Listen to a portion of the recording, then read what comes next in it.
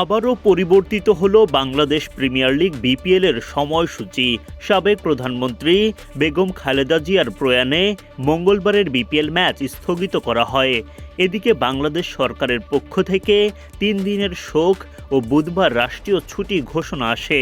ফলে মঙ্গলবারের স্থগিত ম্যাচ প্রাথমিকভাবে বুধবারে অনুষ্ঠিত হওয়ার কথা থাকলেও আবারও সূচিতে পরিবর্তন আনল বিপিএল গভর্নিং কাউন্সিল। মঙ্গলবার সকালের এক খবরে পুরো বাংলাদেশে শোকের ছায়া নেমে আসে। অসুস্থ সাবেক প্রধানমন্ত্রী বেগম খালেদা জিয়া দুনিয়ার মায়া ত্যাগ করেন। সেই শোকের ছায়া থেকে বাদ পড়েনি ক্রিকেট অঙ্গনও। একে তো দেশের সাবেক প্রধানমন্ত্রী, তার উপর বিসিবির গেম ডেভেলপমেন্ট বিভাগের প্রয়াত চেয়ারম্যান আরাফাত রহমান কোকোর মাতা তিনি। ফলে বিসিবিও তাদের কার্যক্রম নতুন করে সাজাতে শুরু করে। শুরুতে বিপিএলের মঙ্গলবারের ম্যাচ দুটির সূচি পরিবর্তন করে বুধবারে নেওয়া হয়, কিন্তু ওই দিন রাষ্ট্রীয় ছুটি ঘোষণা করায় আবারও বদলাতে হয় সূচি।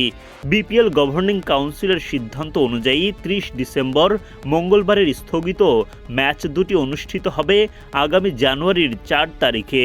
এর আগে 1 ও 2 জানুয়ারির ম্যাচগুলো যথাসময়ে অনুষ্ঠিত হবে। এই পরিস্থিতিতে 5 জানুয়ারি থেকে পরবর্তী সূচি নতুন করে জানাবে বিপিএল গভর্নিং কাউন্সিল। এদিকে মঙ্গলবার সাবেক প্রধানমন্ত্রী বেগম খালেদা জিয়ার পরলোক গমনের পর সাকিব, তামিম, মাশরাফি, মুশফিক সহ বেশিরভাগ সাবেক বর্তমান ক্রিকেটাররা শোক প্রকাশ করেন। ওদিকে সিলেটে গণমাধ্যমের মুখোমুখি হয়ে বিসিবি সভাপতি আমিনুল ইসলাম খালেদা জিয়াকে নিয়ে স্মৃতিচারণ করেন। আমার স্মৃতি আছে কিছু। আমাদের প্রাক্তন প্রধানমন্ত্রী বেগম খালেদা জিয়ার সাথে একবার মনে আছে যে আমরা আইসিসি ট্রফি 97 যখন চ্যাম্পিয়ন হয়েছিলাম, তখন আমরা আমাদের অনেকে সম্বর্ধনা দিয়েছিল। সেই সম্বর্ধনার একটা অংশ ছিল তৎকালীন বিএনপি সম্বর্ধনা দিয়েছিল মিন্টো রোডে। আমাকে ডায়াসে, আমি ভাইস ক্যাপ্টেন ছিলাম তখন, তাই আমি ডায়াসে উঠেছিলাম এবং বক্তৃতার এক পর্যায়ে আমি একটা ভুল বক্তৃতা দিয়েছিলাম। সেখানে বলেছিলাম যে তিনি প্রাক্তন প্রধানমন্ত্রী ছিলেন। আমি বলেছিলাম যে মাননীয় প্রধানমন্ত্রী, বলার পরে সব পুরো স্টেজটা চুপ হয়েছিল।